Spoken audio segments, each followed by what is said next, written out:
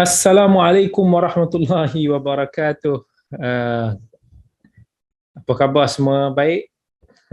Masya Allah, kita ada sahabat-sahabat daripada Brunei, daripada Singapura yang bersama dengan kita di live IG, di Zoom dan juga di Facebook kita. Assalamualaikum warahmatullahi wabarakatuh. Alhamdulillahirabbil alamin. Wassalatu wassalamu ala asyrafil anbiya'i wal mursalin Nabiyyina Muhammadin sallallahu ala alihi wa ashabihi ajma'in. Rabbi shrah li sadri wa yassir li amri wahlul 'uqdatam min lisani yafqahu qawli, amma ba'd. Alhamdulillah, sahabat-sahabat semua yang dikasihi oleh Allah, pada malam ini kita bersambung lagi ataupun kita bersiaran kembali dalam siri Tadabbur Ulumul Quran, Tadabbur Surah Al-Baqarah, dan kita dah bincang banyak juga dalam apa yang berkaitan dengan fiqh kisah-kisah dalam Surah Al-Baqarah, dan kita dah sampai pada minggu yang lepas kepada ayat 233. Hari ini insya-Allah kita akan sambung lagi ayat 233. A'udzubillahi minasyaitonirrajim. Siapa yang ada Quran boleh buka Al-Quran, siapa yang ada terjemahan boleh buka terjemahan. Insya-Allah kita akan kupas faedah-faedah dan pengajaran-pengajaran yang kita boleh ambil daripada ayat yang ini insya-Allah. A'udzubillahi minasyaitonirrajim. والوالدات يرضعن أولادهن حولين كاملين لمن أراد أن يتم الرضاعة وعلى المولود له رزقهن وكسوتهن بالمعروف لا تكلف نفس إلا وسعها لا تضار والدة بولدها ولا مولود له بولده وعلى الوارث مثل ذلك فإن أرادا فصالا عن تراض منهما وتشاور فلا جناح عليهما وإن أردتم أن تسترضعوا أولادكم فلا جناح عليكم إذا سلمتم ما آتيتم بالمعروف واتقوا الله واعلموا أن الله بما تعملون بصير. Baik. Hari ini kita akan bincangkan tentang fiqh dan juga pengajaran yang kita boleh ambil daripada ayat ini. So insya-Allah jangan ke mana-mana sebab ada faedah-faedah yang sangat bermanfaat yang kita akan kupaskan di dalam ayat ini. Baik, yang pertama sekali, Allah sebut dalam ayat ini wal walidatu yurdi'na auladahunna haulaini kamilain. Apa yang Allah sebut dalam ayat ni, okey? So Allah kata dan ibu-ibu itu hendaklah menyusukan anak-anak mereka itu selama 2 tahun. Bila Allah kata al-walidat ni maksudnya ibu-ibu. Termasuk di dalam maksud ayat ibu-ibu di sini iaitu ibu-ibu yang berpasangan, yang memiliki suami, dan juga ibu-ibu yang telah diceraikan dan memiliki anak ataupun bayi, maka itu juga termasuk dalam konteks ayat ini. Sunnat ataupun sangat digalakkan bagi seorang ibu itu untuk menyusukan sendiri anaknya, iaitu anak itu disusukan daripada susunya, sebab susu ibu itu lebih baik kan berbanding dengan susu-susu sintetik, susu-susu buatan, susu campuran dan sebagainya. Dan apatah lagi bila susuan ibu kepada anak ni sebenarnya bukan hanya daripada sudut untuk nak mengenyangkan si anak. Subhanallah, maha suci Allah. Ada satu yang very unique about susu ibu ni yang diberikan kepada anak. Tuan-tuan perempuan semua, kalau kita lihat kan, anak-anak yang menyusu dengan ibu dia untuk satu tempoh lagi lama dia menyusu dengan ibu dia akan sampai satu keadaan yang mana kita lihat anak itu seolah-olah very close dengan ibu dia. Ada satu bonding yang luar biasa bersama dengan ibu dia. Sampaikan kita akan tengok anak tu subhanallah macam tak ada kat dunia ni selain daripada ibu dia. Contohnya saya sendiri bila melihat anak-anak saya yang menyusu dengan ibunya. Alhamdulillah ketiga-tiga anak-anak saya semuanya dapat menyusu penuh bersama dengan ibu 2 tahun ataupun lebih. Jadi bila mereka menyusu dengan ibunya, kita akan tengoklah, boleh kata dalam tempoh 5 tahun, bukan 5 tahun menyusu, maksudnya kalau anak tu menyusu 2 tahun sekalipun dengan ibu dia, umur dia sampai ke 5 tahun, kita akan tengok dia ni memang akan melekat dengan ibu dia. Melekat ni maksudnya apa-apa mak dia lah. Kan sayang mak dia, kalau nak apa-apa cari mak dia, semua mak dia lah. Itu tak tahulah, itu based on daripada observation saya sendiri secara peribadi. Dan bawah 5 tahun macam sekarang ni, anak saya yang putus mughlata itu, dia 4 tahun. So bangun tidur, dia dah tak menyusu dah. Yelah, dia menyusu sampai 2 tahun je. Tapi sampai ke sekarang, walaupun bilik tidur dia dah diasingkan lama, tapi dia bangun tidur, dia cari mak dia. So kalau bangun tidur tu, kalau saya panggil dia, memang dia tak datang jugalah. Kalau dia nak apa-apa pun dia akan cari mak dia kan. Masa tu kita sebagai ayah ni jangan cemburulah. Jangan rasa sedih anak kita macam asyik nak kat mak dia. Itu subhanallah, itu fitrah yang Allah bagi. Dan power of susu ibu tu, selain daripada faedah ataupun khasiat-khasiat kesihatan yang semua sedia maklum. Jadi seboleh-bolehnya seorang ibu itu cuba untuk menyusukan anak dia, sebab susuan itu ada kasih sayang dia, ada something special yang membina satu bonding chemistry seorang anak itu terhadap ibu dia. Dan Allah kata liman arada ayyutimmar radha'ah. So siapa yang nak sempurnakan susuan dia kepada anak dia, so ada hukum-hukum hakam dia. And dalam ayat ni bila Allah kata haulaini kamilain, dan penyusuan anak itu bagi siapa yang nak sempurnakan susuan anak dia at least kadar minimum dia adalah 2 tahun. So 2 tahun ni dalam Al-Quran Allah menyebut ni adalah tempoh susuan. Tapi harus ataupun boleh daripada segi hukum untuk pisahkan susuan anak itu sebelum 2 tahun. Tak ada masalah daripada sudut tu. Especially kalaulah ibu-ibu tu ada condition-condition tertentu.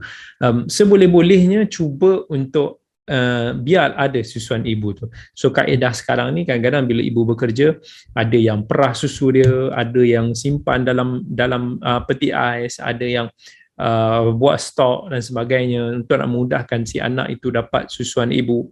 Don't give up early lah. Maksudnya ada some ibu ni, dia daripada awal lagi dia seolah-olah macam tak mau susukan anak dia rasa macam renyah, dia rasa macam susah, dia lebih suka pakai susu tepung.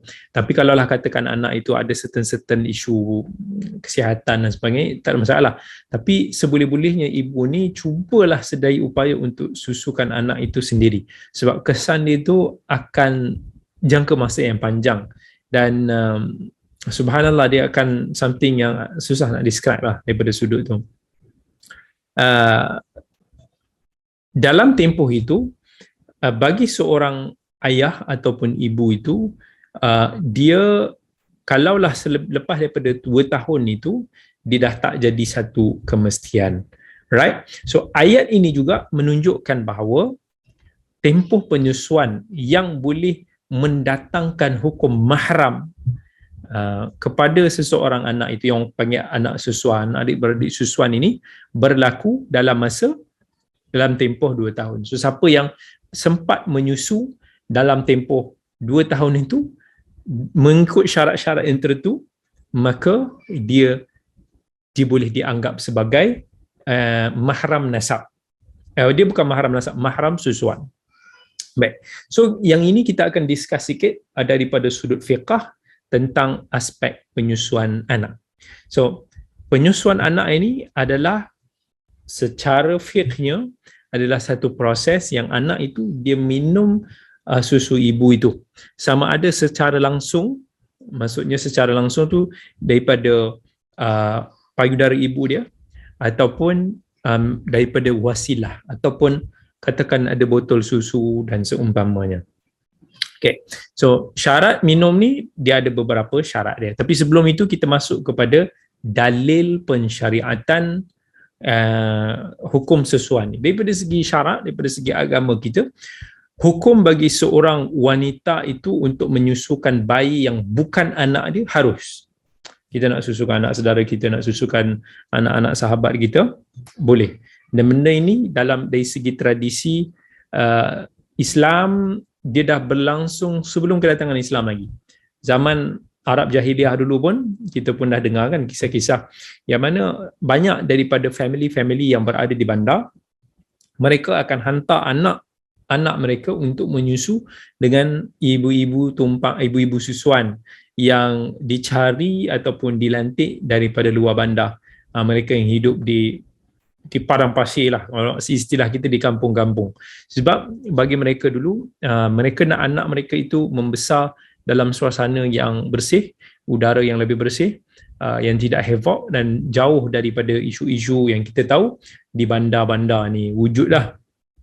Jadi bila Islam datang, Islam memperakui hal tersebut dan tidak mengharamkannya. So kita boleh tengok Nabi kita Muhammad sallallahu alaihi wasallam sendiri pun daripada kecil ada beberapa ibu susuan, dan salah satu yang terkenal adalah Halimah As-Sa'diyah yang menyusukan Nabi sallallahu alaihi wasallam sampailah umur Nabi sekitar 5 ataupun 6 tahun.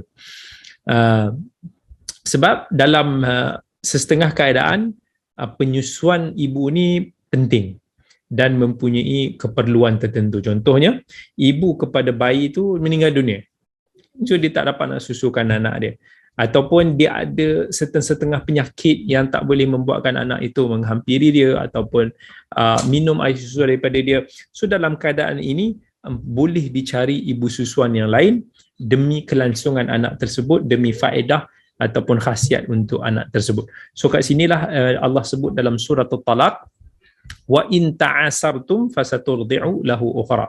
Kan? Sebaliknya, jika kamu daripada kedua pihak mengalami kesusahan, ta'asartum daripada maksud kesusahan, maka bolehlah perempuan lain, wanita lain, ibu lain untuk menyusukan anak tersebut. Dan Allah pun sebut dalam surah Al-Baqarah, ayat yang kita bacakan tadi ni, wa in aradtum an tastardi'u auladakum fala junaha alaikum. Dan jika kamu hendak beri anak-anak kamu menyusu kepada orang lain, maka tak ada salahnya bagi kamu. Baik. Jadi bila kita bincangkan tentang aspek ibu susuan, penyusuan anak, dia akan ada hukum, dia akan ada kesan-kesan, implikasi yang boleh timbul daripada perbuatan ini. So ada dua hukum macam mana hubungan kekeluargaan itu boleh terjadi disebabkan susuan. Yang pertama sekali perkara yang haram kerana penyusuan. Asalnya penyusuan ini dia menjalinkan satu hubungan kekeluargaan antara anak susuan dan juga keluarga ibu susuan.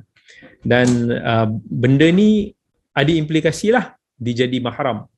Kan, yang menyebabkan tak boleh untuk nak kita kahwin dengan saudara susuan kita. So ini pentinglah untuk kita semua tahu supaya tak tersalah. Dan kadang-kadang orang duk menyusu, dia tak tahu rupanya dia kahwin dengan saudara susuan itu. So penting untuk nak kita ambil berat dan kita declare. So bila wujud hubungan kekeluargaan disebabkan penyusuan, maka golongan yang sama daripada susu jalur ibu susuan juga haram dikahwini. So kita kena tahu, maksudnya bila anak itu dah jadi anak susuan, so dia kena tahu dia jadi macam hukum dia samalah macam anak sendiri. So dia ada orang-orang yang dia tak boleh kahwin, dia dah jadi macam satu keluarga. Maksudnya kita dah jadi macam anak kepada ibu tersebut. So kita tak boleh kahwin dengan sekian yang kita panggil sebagai mahram itulah. Dan hubungan Dan kita tahulah hubungan keturunan ni bila kita dah berjadi satu keluarga, dibagaikan satu keturunan, maka dia ada insan-insan yang diharamkan untuk nak kita berkahwin. Jadi kalau hubungan kekeluargaan adalah disebabkan susuan, maka macam kita sebut tadi, haram perkahwinan berlaku sesama keluarga mahram, sama seperti mana kita ada hubungan itu secara keturunan. Jadi suami haram berkahwin dengan ibu susuan kepada isteri dia, dan anak susuan kepada isteri dia. Okay? Dan seorang lelaki juga haram berkahwin dengan isteri kepada bapa susuan dan isteri kepada anak susuan, iaitu menantu susuan lah. Jadi pengharaman perkahwinan tersebut adalah disebabkan susuan ini. So ini berdasarkan kepada sebuah hadis daripada Nabi SAW, iaitu hadis Ibn Abbas, riwayat Al-Bukhari dan Muslim. Kata Nabi SAW, yahrumu minar rada' ma yahrumu minan nasab. Mereka yang haram dikahwini kerana keturunan, haram juga dikahwini kerana susuan. Baik, apa yang halal disebabkan oleh penyusuan? Semua perkara yang halal di kalangan keluarga kerana keturunan, halal juga kepada keluarga kerana susuan. So seorang lelaki halal apabila melihat saudara perempuan susuan dia. So adik-beradik perempuan susuan, kita boleh lihat dia seperti mana adik-beradik kita.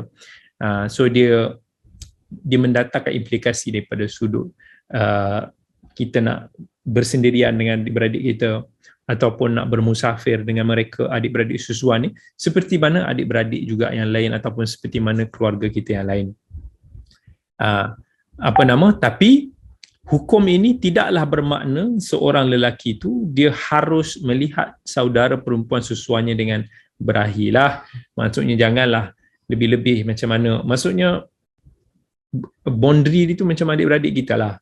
Kan, dengan adik-beradik kita ni jangan ada satu pandangan yang berunsurkan seksual dan sebagainya, walaupun mereka contohnya boleh tinggal bersama di rumah ataupun istilahnya khalwah dan sebagainya.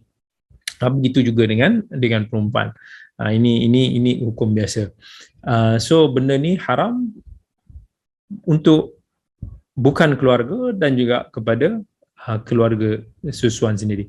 Tapi ulama fiqh bagi tahu bahawa seorang ibu itu makruh untuk menyusukan anak-anak yang bukan anaknya sendiri tanpa ada keperluan yang mendesak.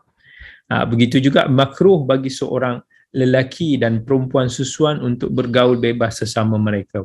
Sebab apa? Sebab kemungkinan dia boleh mendorong itu ke arah perkara-perkara yang buruk atau perkara-perkara yang haram, akibat lemahnya pegangan agama ataupun akibat tidak wujud kasih sayang yang telus semula jadi sesama mereka.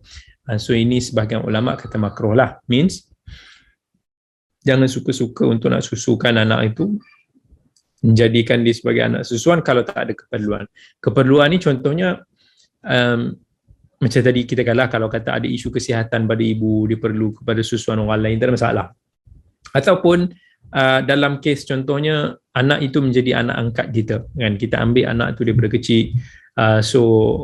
menjadi satu keperluan lah untuk kita jadikan dia sebagai anak susuan supaya nanti bila dia dah besar, so boundary dia tu sebagai keluarga itu lebih fleksibel, seperti mana keluarga yang mahram, bukannya sebagai orang asing. Okay, so it comes to satu lagi masalah, which masalah ni juga ada orang tertanya-tanya, penyusuan yang macam manakah yang boleh menyebabkan anak susuan itu menjadi mahram. Okay. Orang akan tanya, boleh tak kalau anak angkat tu kita ambil umur dia dah 5 tahun, kalau kita bagi dia susuan boleh ke dia jadi sebagai mahram susuan kita? Okay, so kita tengok first kali Allah sebut dalam Quran dalam surah An-Nisa, wa ummahatukum allati arda'nakum wa akhawatukum minar radha'ah. Diharamkan juga kamu untuk mengkahwini ibu-ibu kamu yang telah menyusukan kamu, dan diharamkan kamu mengkahwini saudara-saudara susuan kamu. Daripada sunnah Nabi SAW, hadis Aisyah radhiyallahu anha, Nabi kata, innar radha'atu tuharrim ma yahrum minal wiladah. Penyusuan menyebabkan anak susuan haram dikahwini sebagaimana anak yang dilahirkan. Ini mirip dengan hadis yang kita bacakan tadi, yakni orang yang dah sah menjadi susuan kita, maka dia jadi satu family, dia jadi mahram. So hukum-hukum yang kita sebutkan tadi. Begitu juga daripada hadis Ibn Abbas radhiyallahu anh, la tahillu li yahrum minar ridha' yahrum minar ridha' ma yahrum minan nasab hiya bintu akhi minar radha'. Nabi SAW dia pernah kata kepada anak-anak perempuan Hamzah, anak-anak perempuan Hamzah kan, consider sepupu Nabi SAW. Kalau ikut hukum asal, boleh, dan boleh untuk nak kahwini sepupu. So Nabi kata, bila ada satu offer lah kan untuk nak kahwin dengan anak Hamzah, Nabi kata anak-anak Hamzah ni tak halal bagi aku sebab keturunan, maksudnya disebabkan asalnya sepupu tapi sekarang ni dah umpama anak saudara. Okay, sebab apa? So Hamzah itu walaupun dia adalah pakcik Nabi SAW, tapi dia pakcik yang muda, dia lebih kurang baya-baya Nabi tak jauh. So Hamzah itu dengan Nabi SAW adalah saudara susuan. Mereka menyusu daripada ibu susuan yang sama. So olah-olah mereka adalah adik-beradik. So anak kepada Hamzah itu adalah umpama anak saudara Nabi SAW. Maka tak boleh untuk Nabi SAW mengahwini anak-anak Hamzah. Okay. Jadi ayat Al-Quran yang kita bacakan tadi menunjukkan bahawa dengan sebab penyusuan, ibu susuan menjadi ibu kepada anak yang disusukan, dan anak-anak perempuannya menjadi saudara perempuan anak susuannya. So hadis yang kita bacakan tadi juga pun sama juga, kesan yang boleh timbul disebabkan penyusuan, iaitu ibu susuan sama kedudukannya dengan ibu sebenar kita. So mereka yang termasuk dalam senarai keturunan ibu susuan ataupun anak saudara susuan yang haram dikahwini oleh anak susuan, sama seperti mereka yang termasuk dalam senarai keturunan ibu kandung ataupun saudara perempuan sendiri. So faham?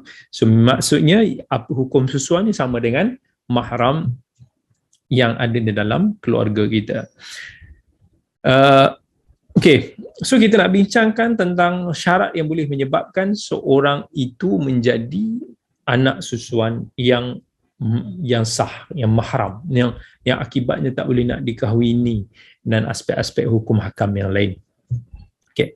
So dia ada beberapa syarat yang telah disebutkan oleh para ulama. Yang pertama sekali, anak yang menyusu itu belum lagi mencapai usia 2 tahun. Okay.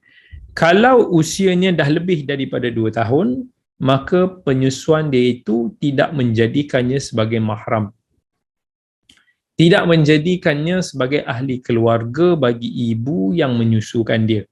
So ini based on kepada firman Allah Subhanahu wa taala, wal walidatu yurdi'na auladahunna haulaini kamilain, ayat yang kita bahaskan tadi, yang mana Allah kata ibu-ibu hendaklah menyusukan anak mereka itu selama 2 tahun bagi orang yang nak sempurnakan penyusuan itu. Dan Allah ada sebut juga wa fisaluhu fi amain, dan tempoh menceraikan susuan itu adalah dalam masa 2 tahun.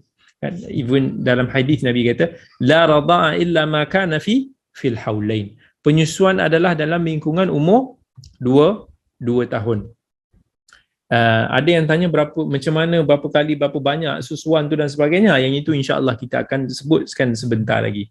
Itu ada masuk dalam syarat yang berikutnya. Begitu juga dalam hadis Ummu Salamah radhiyallahu anha, Nabi SAW kata la yuharrimu minar radha'ah illa ma fataqal am'a fi thad wa kana qabla al-fitam. Anak susuan tidak menjadi mahram melainkan sebab susu yang masuk ke dalam perutnya semasa menyusu sebelum dia bercerai daripada payudara lah. Means kenapa dia jadi mahram? Sebab susuan yang masuk dalam badannya dengan kadar-kadar tertentu itu memberi kesan kepada tumbesaran dia, yang mana kesan tumbesaran itu berlaku pada akar dia, pada asas dia, iaitu pada bayi yang di bawah 2 tahun lagi. Dan so itu antaranya lah. Dan ada juga hadis daripada Aisyah radhiyallahu anha, satu hari Nabi SAW dia masuk ke rumah, dia nampak masa tu Aisyah adalah bersama dia ada seorang lelaki. So Nabi ubah sikit mukanya, macam seolah-olah Nabi tak senang. So Aisyah dia kata, dia ni saudara susuan aku lah, kan? So dia nak bagi tahu dia ni mahram aku, saudara susuan aku. So Nabi sebut kepada Aisyah, Nabi kata, unzurna ma ikhwanukun fa innamar radha'ah minal maja'ah. Kamu pastikan betul-betul siapa kalangan saudara-saudara susuan kamu, sebab penyusuan itu hanya semasa anak kecil, masa dia berasa lapar. So hadis ni dia bagi tahu pada kita bahawa anak susuan itu dia menjadi mahram apabila penyusuan itu berlaku ketika anak-anak bayi itu berasa lapar kerana tidak menyusu dan kenyang dengan menyusu. Okay, faham? So bawah 2 tahun ni, budak-budak ni dia akan kenyang, cukup dengan menyusu penuh pun dah cukup sebenarnya. Dan seolah-olah memanglah hari ni anak-anak kita lebih 6 bulan tu kita dah mula bagi makanan, kita nak bagi dia cukup zat, kan, kita bagi extra food, kita suap dengan bubur lah dulu dan macam-macam. Tapi actually dalam tempoh 2 tahun tu, kalau anak-anak ni dia tak minum, dia tak makan, dia tak minum apa pun selain daripada susu ibu, dia boleh tetap boleh kenyang. Cuma zaman sekarang ni biasalah dia nak tambah dengan khasiat tu, khasiat ni macam-macam. Tapi 2 tahun ni adalah usia yang anak tu cukup dengan susu ibu sebenarnya. Tapi bila kata dah 2 tahun ke atas, anak-anak ni dia tidak bergantung dah sangat pada susu ibu. Kalau dia menyusu pun itu dah jadi macam satu ekstra je lah. Tapi kalau dia nak kenyang, dia kena suap makanan. Kalau dia hanya menyusu ibu je, dia akan jadi lapar. Dia tak boleh lah, kan? Dia dah jadi tak cukup dah. Sebab kesan dia tu sudah berbeza. Badan dia dah semakin besar, keperluan dia pun sudah semakin besar. Jadi sebab itulah Nabi SAW kata, penyusuan itu hanya ketika mana bayi itu dia perlukan kepada susu ibu tu ketika dia lapar. Bila dia minum susu ibu tu, dia dah hilang lapar dia. Sebab tu anak-anak bawah 2 tahun ni dia lapar je dia menangis. Bila dia minum susu ibu, dia nyok tu, lepas tu dia okey, dia tidur kekenyangan. Itu asas sandaran. So itu syarat yang pertama.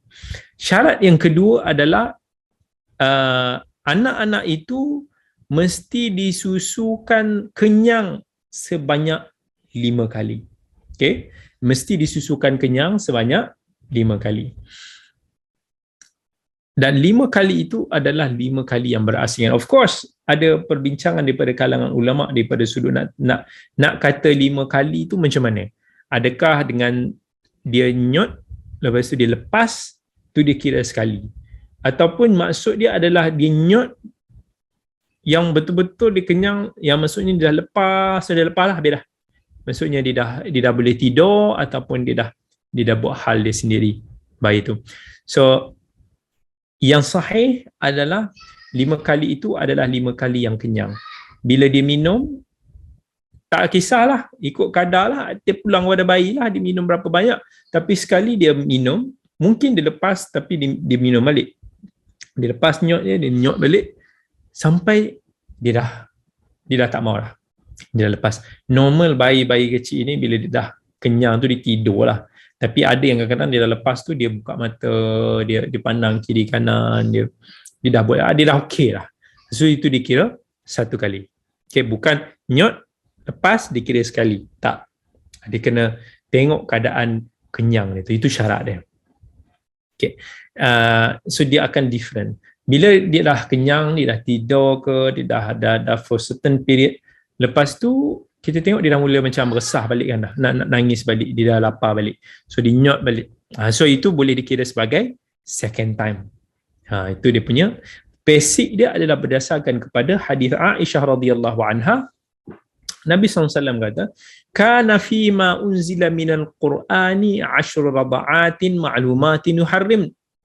thumma nusikhna bi khamsin ma'lumatin fatuwfiya Rasulullah sallallahu alaihi wasallam wa hunna fi ma yuqra'u min al-Quran.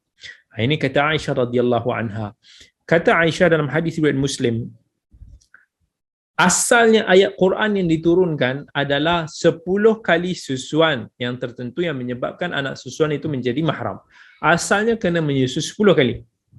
Kemudian arahan 10 kali ini telah dimansuhkan dengan hukum 5 kali susuan. Dan ketika Nabi SAW wafat, yang dimansuhkan ini masih dibaca sebagai ayat Quran. So maksudnya asal awal-awal dulu 10 kali susuan, baru menjadikan anak itu sebagai anak susuan.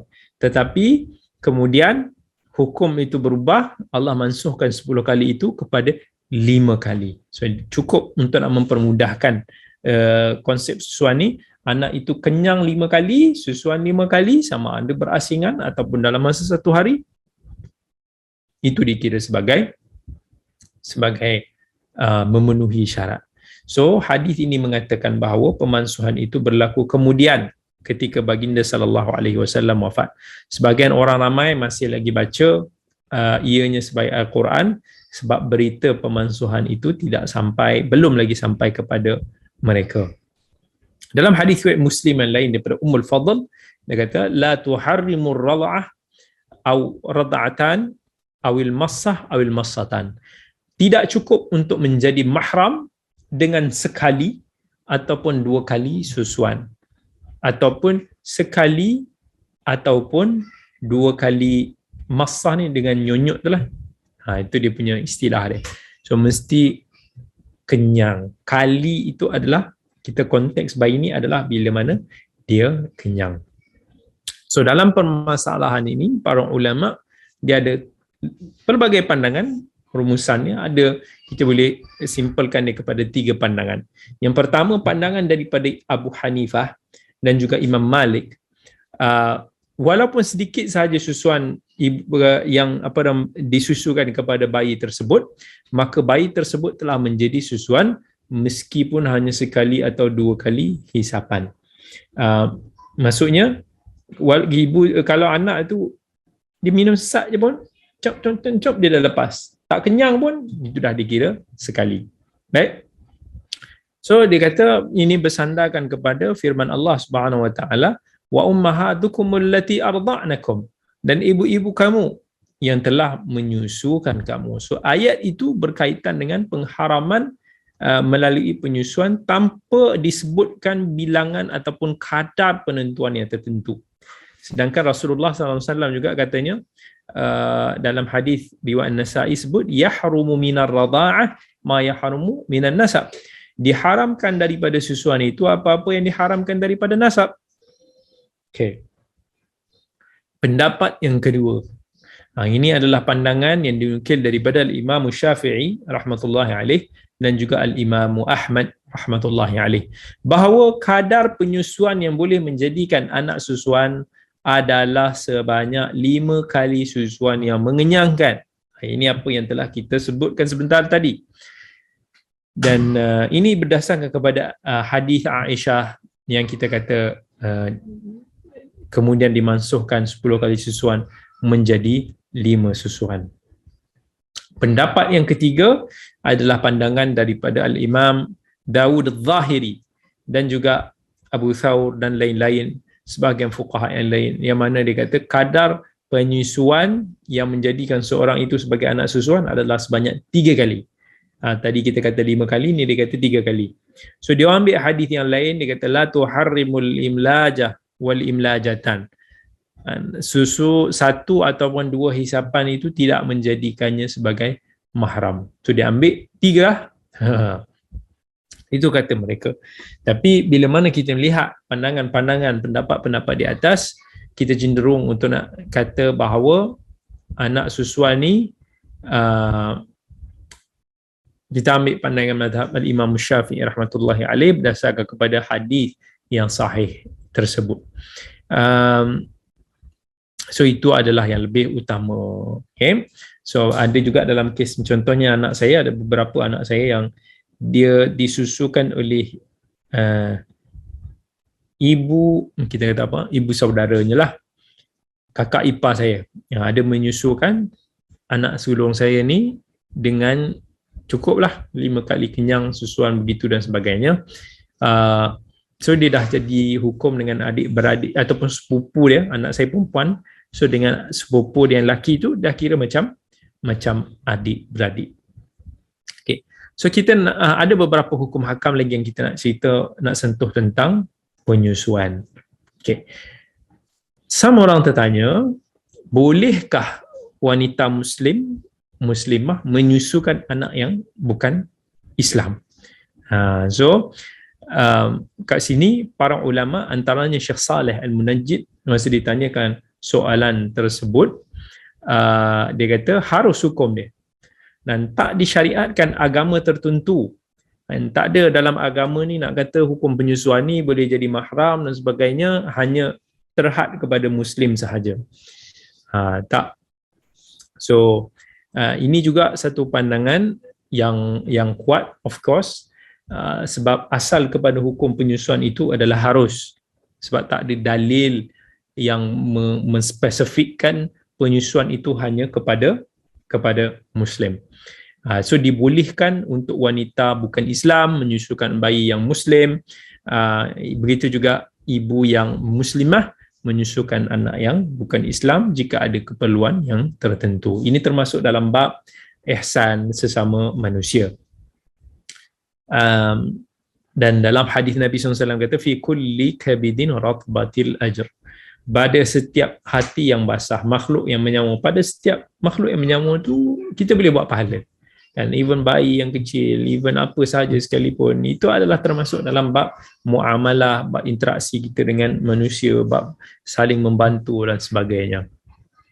Okay, now apa pula syarat jumlah susu ibu untuk disabitkan hukuman penyusuan? Means berapa banyak? 2 liter, 1 liter, setengah liter yang boleh menyebabkan di seorang itu jadi mahram susuan. Okay.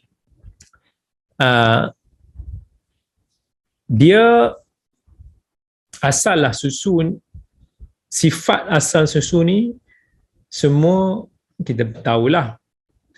So air susu yang bercampur dengan sesuatu, sama ada dia cecair seperti air, kita campur dengan air, ataupun dicampur pula dengan makanan yang lain. Tapi air susu tu dia lebih terzahir lah, yang lebih dominan daripada campuran dia tu, yang masih lagi ada rasa dan bau sebagai air susu itu, maka sabit hukuman susuan. Walaupun air susuan itu ada campuran, tapi syarat dia mesti kena dia yang dominan lah. Dia tak boleh campur-campur tu, dah tak rasa susu lah. Dah tak ada dah, dia punya menghilangkan sifat-sifat asal semula jadi dia. Tapi kalaulah air susu tu sedikit je, compare kan, air cawan tu banyak, air susu dia berapa titis dia masukkan. So yang ini dia tidak menjadikan air tersebut sebagai air susuan ibu. Okay? Tapi kalaulah diminum hanya sebahagian air susu yang bercampur itu, mengikut pandangan yang paling kuat adalah tidak sabit hukum anak susuan padanya. Yakni kalaulah contohnya kita ambil susu ibu, kita campur sikit dengan air dan anak itu minum sikit je. Dia minum mungkin sikit, secebik apa ni semua, maka ianya tidak cukup meyakinkan untuk air tersebut memberikan efek yang boleh sampai kepada perut dia, membawa kesan ataupun yang tidak mengenyangkan anak itulah. Tapi kalaulah kita jelas dan yakin bahawa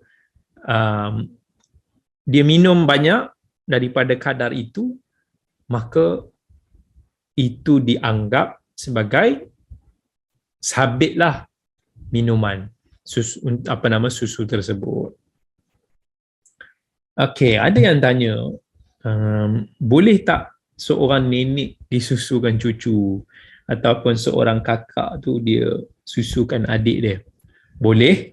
Seorang nenek boleh menyusukan seorang cucu dan seorang kakak boleh menyusukan seorang adik. Bayi yang disusukan tetap kekal mahram seperti mana ia menjadi mahram disebabkan oleh nasab keturunan. Okay.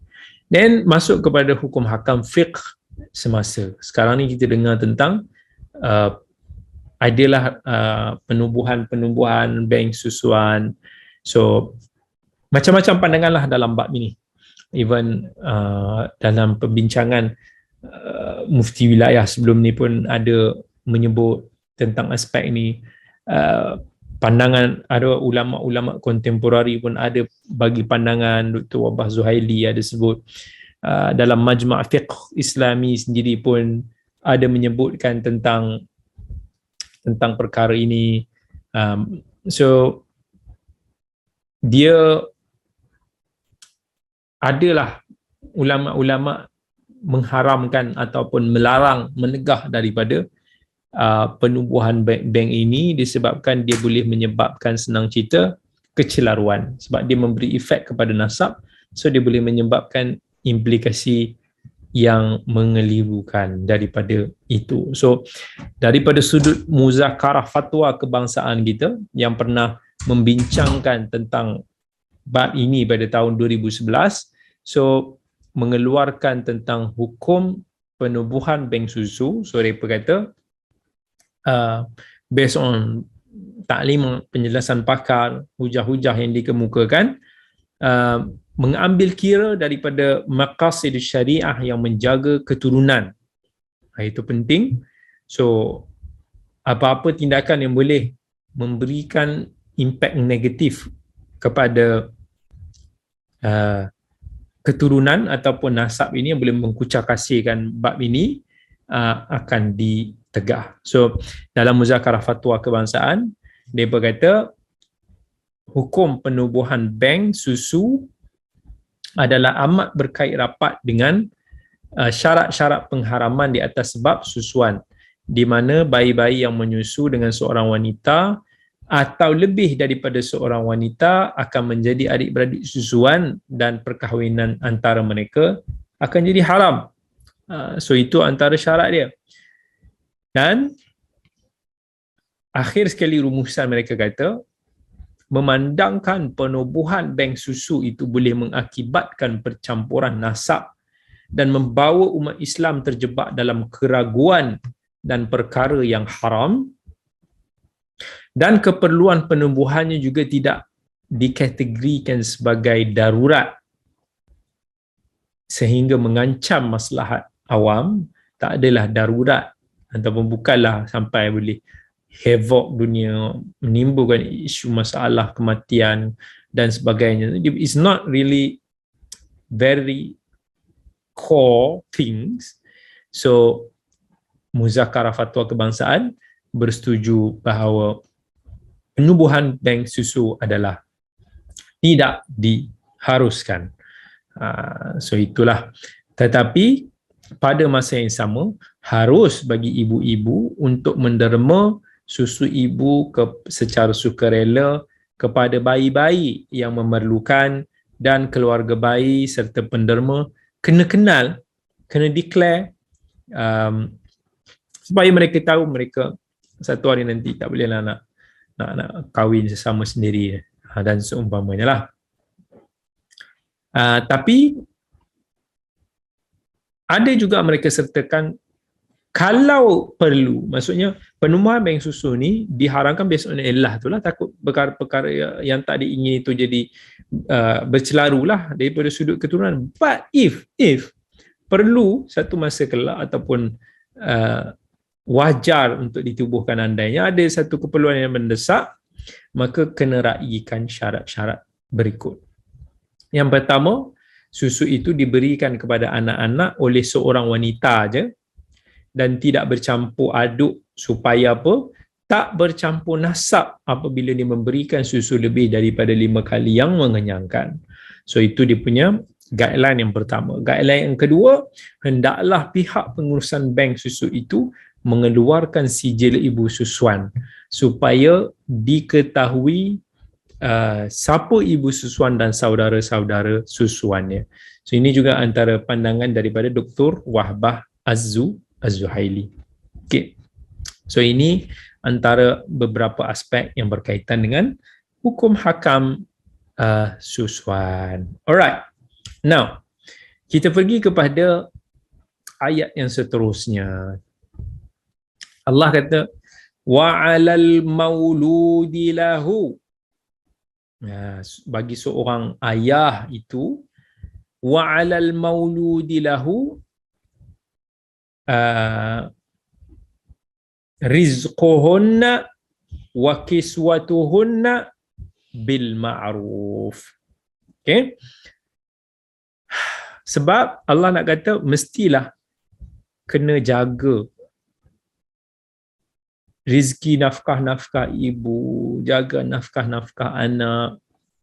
Yang asasnya adalah daripada makanan, pakaian, kediaman yang asasi. Tanpa ada berlebih-lebihan, tanpa ada kekurangan.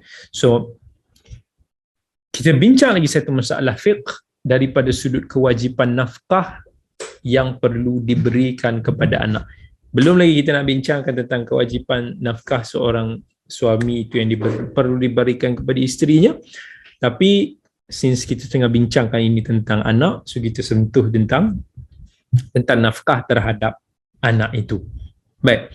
So wajib memberikan nafkah kepada anak itu. Sebab seorang anak ini yang kecil, mereka masih lagi tidak mampu untuk nak mencari rezeki ataupun nafkah mereka sendiri. So, seorang ayah itu bertanggungjawablah untuk memberikan nafkah kepada anak-anaknya. So, apa nafkah yang utama? Makan, yang boleh memberikan implikasi kepada nyawa mereka lah. Makan, of course lah. Minum, of course. Dan sebagai manusia, diperlukan kepada pakaian untuk nak menjaga maruahnya. Dan juga kediaman. Kediaman ni, of course, sebagai manusia juga atas dasar manusiawi, maka manusia perlukan kepada kediaman. So, asal kepada nafkah ini daripada berdasarkan kepada nas-nas daripada Al-Quran, daripada As-Sunnah dalam ijma' juga mengatakan ianya juga adalah wajib bagi seorang ayah dan wajib bagi ibu jika tidak memiliki suami. Dalam Quran banyaklah dalil-dalil, kan antaranya Allah kata dalam surah Talaq, fa in arda'na lakum fa'atuhunna ujurahun, kan kenalah bagilah upah kepada orang-orang yang menyusukan. Kemudian Allah pun sebut lagi dalam surah Talaq, liyunfiq du sa'atin min sa'atih, kan bagilah nafkah dengan kemampuan, berdasarkan kepada kemampuan. Tapi bila Allah kata liyunfiq, ayat itu berbunyi arahan, yang mana arahan itu asalnya adalah membawa maksud wajib. Begitu juga dengan ayat yang sedang kita bahaskan ini, wal walidatu yurdi'na auladahunna haulaini kamilain liman arada an yutimma radha'ah wa 'alal mauludi lahu rizquhunna wa kiswatuhunna bil ma'ruf. So bagi al-maulud, maulud itu adalah ayah, so wajib untuk memberi nafkah kepada ibu-ibu yang menyusukan anak itu. Termasuk juga kepada anak-anak yang disusukan itu. So itu antara dalil yang menyatakan kewajipan tersebut. So daripada ayat ini kita boleh ambil dalil wajib untuk seorang ayah itu memberikan nafkah kepada anaknya berdasarkan kepada dua aspek. Yang pertama, Allah Subhanahu Wa Taala telah mewajibkan nafkah kepada ayah itu, seorang ayah itu untuk memberikan nafkah kepada ibu. Disebutkan dengan perkataan maulud, untuk nak bagi tahu tentang kewajipan. So itu satu yang pertama, satu asal ataupun punca. Wajah yang kedua ataupun aspek yang kedua adalah bila memberikan nafkah kepada ibu, apa dia punya purpose dia? Supaya menjaga kebajikan anak yang dilahirkan itu. Kan bila ibu itu cukup makan, cukup, maksudnya daripada sudut kondusif keadaan dia dan sebagainya, so dia akan memberikan implikasi yang positif kepada anak-anak. So kewajipan itu juga secara tak langsung merujuk kepada anak itu juga, sebab seorang anak itu perlukan kepada tarbiyah, perlukan kepada susuan. So kalau ibu itu tidak ada makanan, maka dia akan efek kepada susu dia lah, kan? Tak ada susuan, tak cukup dan sebagainya, dia sendiri akan sakit dan itu akan memberi implikasi kepada bayi tersebut. So ini menunjukkan secara tak langsung dalil wajib memberikan nafkah kepada anak daripada seorang ayah. Itu yang disebutkan oleh Imam Al-Qurtubi dalam tafsir ayat tersebut.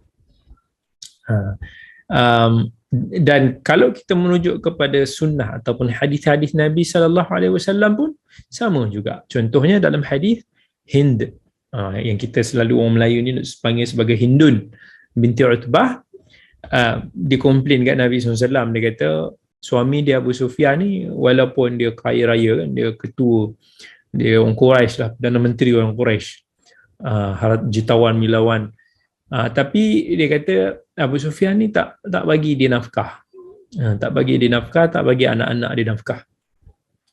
So Nabi SAW kata kat dia, khudhi min malihi ma yakfiki wa waladiki bil ma'ruf. Boleh kamu nak ambil sikit hak kamu dengan kadar yang ma'ruf. Maksudnya dengan kadar yang boleh buatkan kamu survive, anak kamu survive, jangan lebih-lebih lah. So ini juga menunjukkan bahawa wajibnya nafkah kepada anak, kan? Sebab apa? Dalam keadaan itu Nabi bagi kebenaran kepada seorang isteri itu yang tidak cukup untuk tidak cukup dinafkahi oleh suaminya, dan juga kepada anak-anaknya untuk ambil sedikit, padahal mencuri itu adalah haram asalnya. Apatah lagi mengambil harta suami tanpa keizinan dia, tanpa persetujuan dia, adalah haram.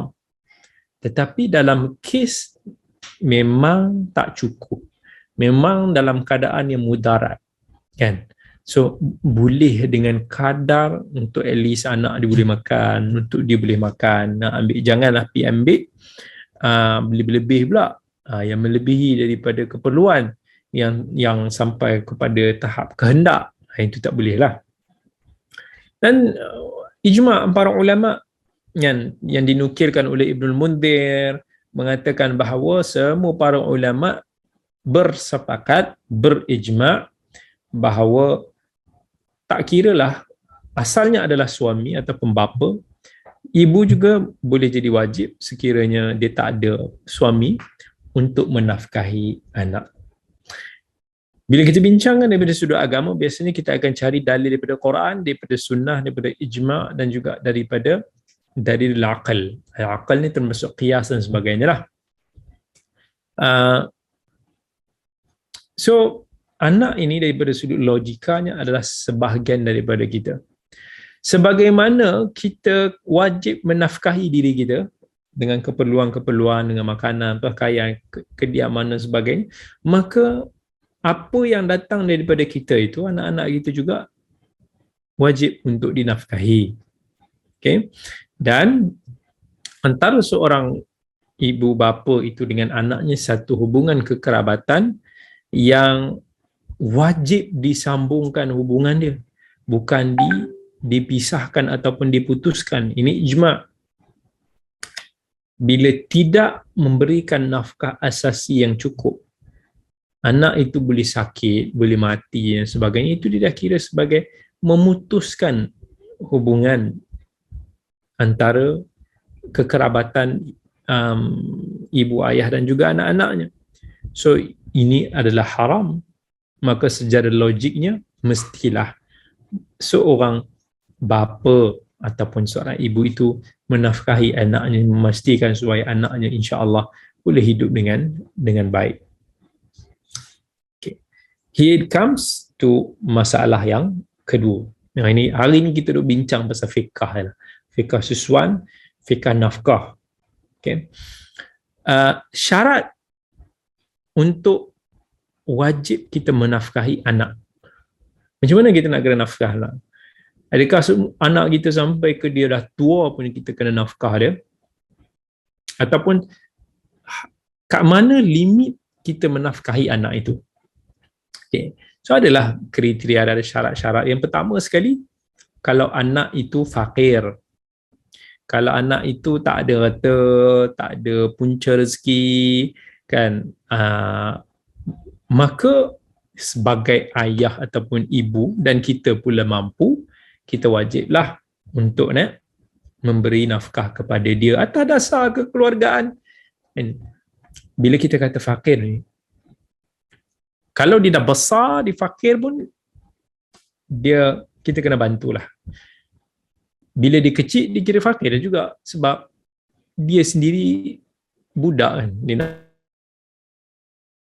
nak dapat mana duit, dia nak kerja macam mana. So dia anggap bagi pihak ni dia adalah fakir, wajib untuk kita menafkahi dia.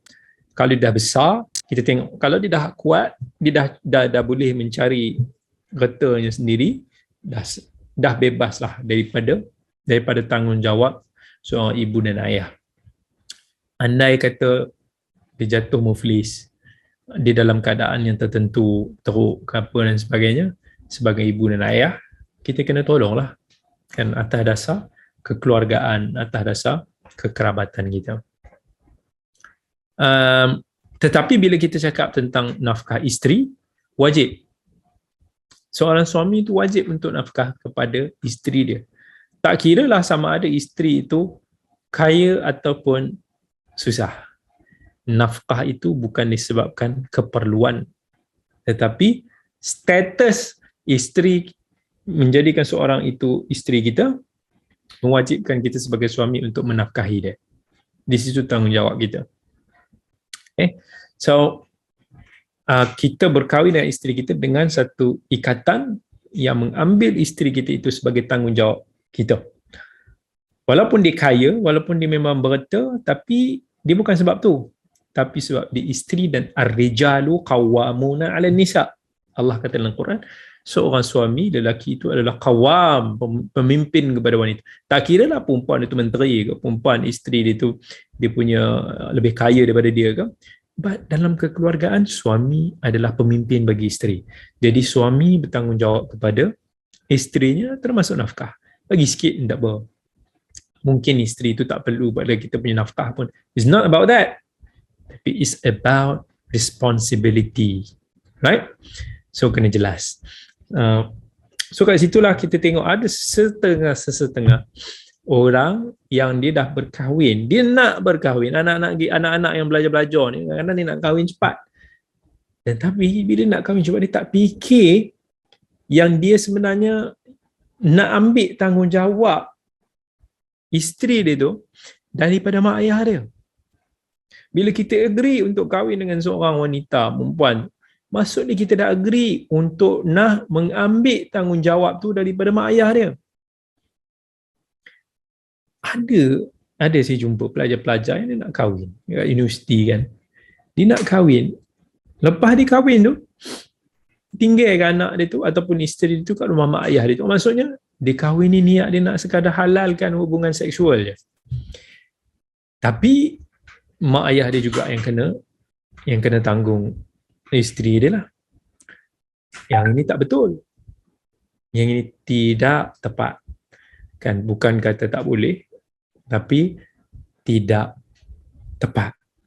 Sebab kita kena ingat, akad kita, bila kita sudah akad, satu akad yang besar di sisi Allah, akad antara suami isteri itu,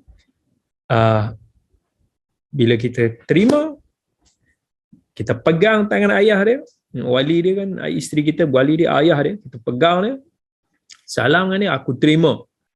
Terima itu membawa erti kita terima tanggungjawab yang ayah isteri kita itu ambil asalnya ke tangan kita. So kita janganlah susahkan mak pak dia lah. Janganlah nak pergi suruh mak pak dia pula pergi tanggung dia lagi ataupun ni apa. We have to take care of the responsibility. So itu syarat yang pertama. Ini syarat anak untuk kita nafkah dia mestilah dia fakir. Syarat yang kedua, terbalik pula. Syarat dia adalah ibu ataupun ayah itu, parent, mampulah untuk nak beri nafkah. Kan? Kalau dia ada harta, tak kira dia kaya ke ataupun sedang-sedang T20, B40, ataupun M apa entah. Yang ini semua tak kisah, kalau kita ada kemampuan untuk menafkahi anak kita, maka wajib untuk kita menafkahi anak kita. Kalau kita tak ada lebihan daripada harta kita untuk nak menafkahi anak-anak kita. Tak ada kerja, cari kerja tak dapat. Tak ada rezeki lah, tak ada gaji, tak ada duit. Maka taklah wajib kita nak nafkahkan anak kita dah. Sebab kita sendiri tak mampu. Kan? Dalam Quran Allah kata liyunfiq dhu sa'atin min sa'atih. Wa man qudira alaihi rizquhu falyunfiq mimma atahu Allah la yukallifu Allahu nafsan illa ma ataha. Kita nak beri nafkah dengan kadar yang kita mampu. Dan kita bagi dengan apa yang Allah beri kepada kita. Allah tidak bebankan kita melainkan dengan apa yang diberikan kepada kita. Begitu juga dalam hadis Jabir radhiyallahu anhu, Nabi SAW pernah beritahu, ibda' bi nafsik fatasaddaq 'alaiha fa in fadla syai'an fali ahlik fa in fadla an ahlika syai'un falidhi karabatik. Mulakan dengan diri kita dulu. Okay, kan maksudnya kalau kita nak beri nafkah, nak belanja, kita dululah.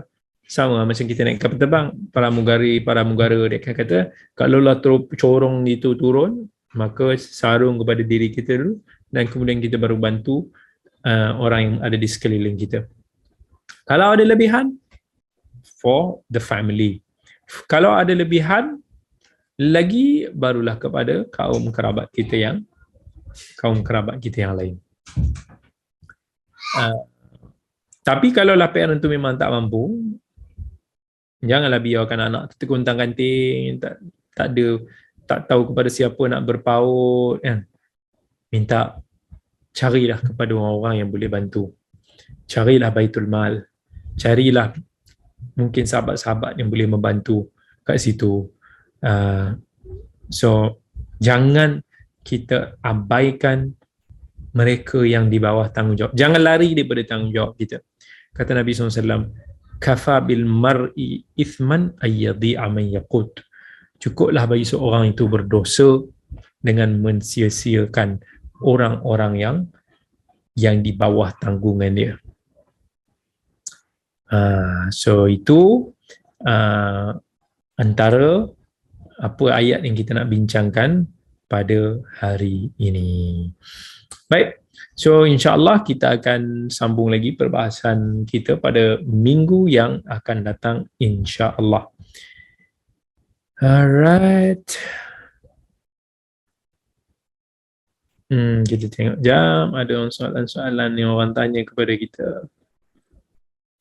Assalamualaikum tuan, saya pernah menyusukan seorang baby yang ibunya sakit tapi cuma satu kali saja. Adakah anak itu anak susuan saya?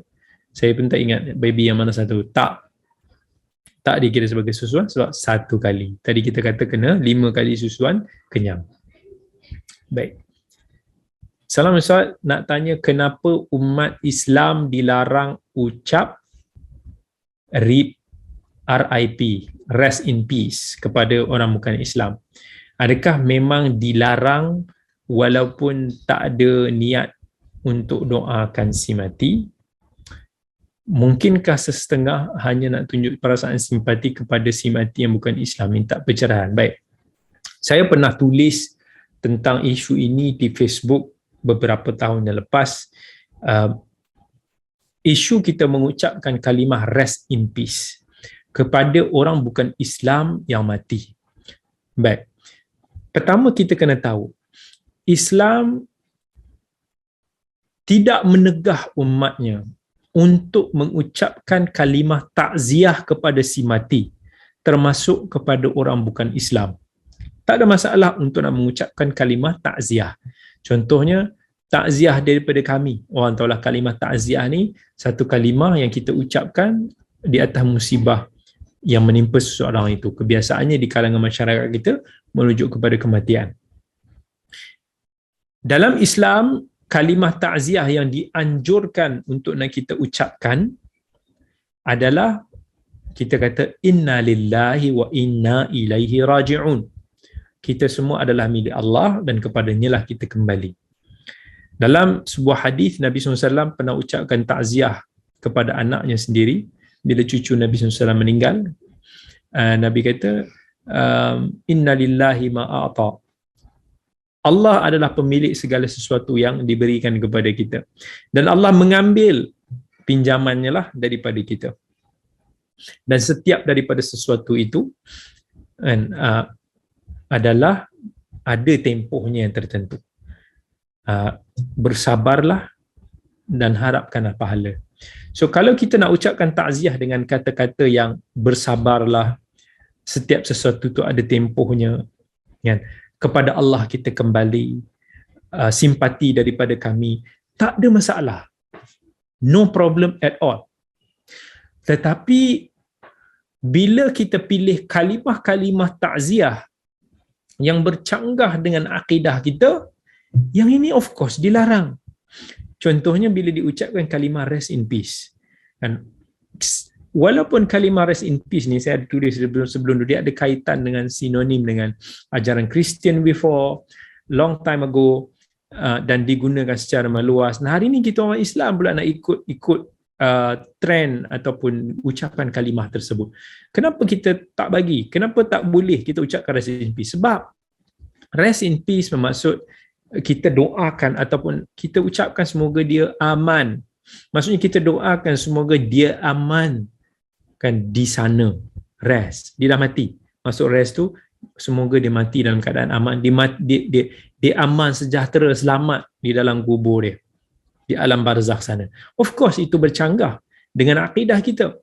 Dalam akidah kita, siapa yang mati dalam keadaan musyrik, siapa yang mati dalam keadaan menyekutukan Allah, tidak beriman kepada Allah, sama ada dia tergolong dalam kalangan ahli fitrah yang tidak pernah mendengar tentang Islam, ataupun mati dalam keadaan kufur. Dia dengar pasal Islam, dia hidup bersama dengan orang Islam, tapi dia tidak pernah usaha untuk nak mencari Islam itu, dia kufur kepada Allah. Orang sebegini, sudah tentulah mereka akan ada azab mereka. Mereka akan apa yang Allah dah janjikan sebelum ini di dunia, yang Allah sebut dalam Al-Quran, mereka akan akan berhadapan dengan balasan Allah. Secara zahirnya mereka tidak akan neraka. So kita tak bolehlah nak doakan semoga dia aman. Apa maksud kita nak doakan dia aman? Adakah kita nak doakan dia aman ini dengan doakan pengampunan, semoga Allah ampunkan dia? Kalau itu maksud kita, maka itu juga bercanggah dengan ayat Quran. Maka nalin nabi walladina amanu ma'ahu ayastaghfiru lil musyrikin. Tak boleh bagi seorang nabi. Nabi larang Nabi kita Muhammad. Nabi larang orang yang beriman untuk nak meminta ampun kepada orang yang musyrikin yang mati dalam keadaan yang musyrik. Nabi pernah nak minta ampun untuk Abu Talib, Allah tak bagi. Nabi pernah nak minta ampun untuk ibunya sendiri, Nabi tak bagi. So kalaulah maksud dia kita doa semoga dia survive kat sana dengan Allah ampunkan dia, of course dia salah. Itu menyalahi agama kita. Kalau kita doa tu dalam maksud yang kita mereka ni akan aman pun tidak, kalau mereka itu syirik dan kufur kepada Allah. Sebab itu kita tak bagi ucapan rest in peace.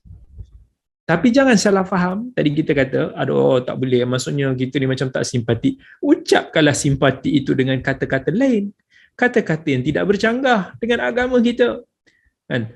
Salam simpati daripada kami, kan? Kata-kata begitu yang tak ada masalah, no problem.